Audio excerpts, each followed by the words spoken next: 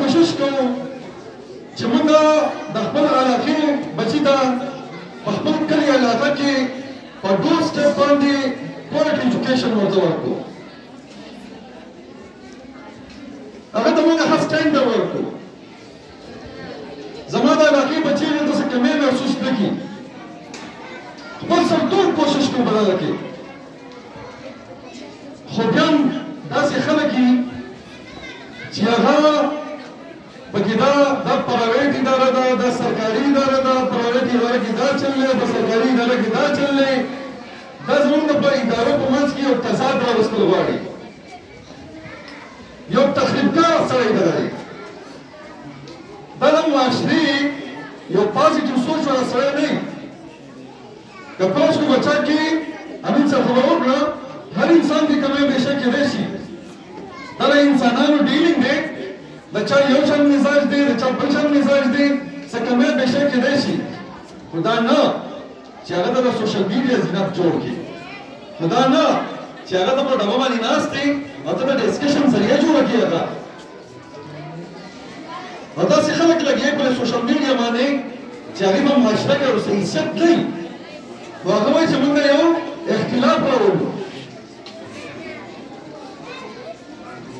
خو زما ټولو ته دا ګزارش دی، که دا زموږ پرایویټ ادارې دي، که دا زموږ سرکاري ادارې دي، زموږ سوچ یو دی، زموږ فکر یو دی، زموږ عزم یو دی، زموږ ټارګټ یو دی چې موږ دا اچیو کړو.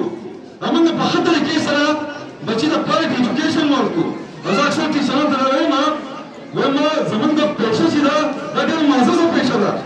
پیغمبر صلی الله علیه وسلم وایي وانما بعثت معلما، زه دې دنیا ته استاد رالېږلی شوی یم. نو موږ د هغه پیشې سره وابسته یو. د پوس که موږ د دې پیشې سره سینسیر یو نو الله تعالی به موږ په دنیا کې کامیابي راکوي او په آخرت کې موږ کامیاب او کامران یو. خو د پوس که موږ د دې پیشې سره بیماري وکړه، موږ د دې سره ټایم پاس وکړو، دا ښایسته ښایسته ماشومان دلته ناست دي، دا موږ د والدینو راوستي یا واره کړي دي راته. د سهار نه واخله د ماسپښینه پورې ادې د مرۍ زموږ په لاس کې ده. نو اوس دا زموږ ایمان دی چې دې له موږ څنګه ماحول ورکړو، د دې موږ په څه طریقې سره تربیت کړو. لکه بعض کو ښه تربیت هم وکړو، د دې ټایم هم قیمتي کړو، موږ به الله تعالی په دنیا کې کامیابي راکوي او آخرت هم زموږ ښایسته کوي. خو که بعض کو موږ د دې سره بیماري وکړه، موږ د دې وخت ضایع کړو، نو موږ دا په دنیا کې الله تعالی ذلیله کوي او آخرت هم زموږ تباه او بربادي دي. نو دا زموږ ډېره معززه پیشه ده. او دلته ډېر زیات نوجوانان ناست دي. په نوجوانۍ کې دا هغه وخت دی، هغه پیریډ دی د انسان په زندګۍ چې په دې کې دی د دنیا د کامیابۍ او د ناکامۍ هم فیصله کوي او د آخرت د کامیابۍ او د ناکامۍ فیصله هم په دې نوجوانۍ کې کوي. او دا نوجواني د انسان د زندګۍ هغه پیریډ دی چې په دې کې د قدمونه مضبوط دي، په دې کې د لاسونه مضبوط دي، د دې کې د قوت د بصیرت دا مضبوط جوړ.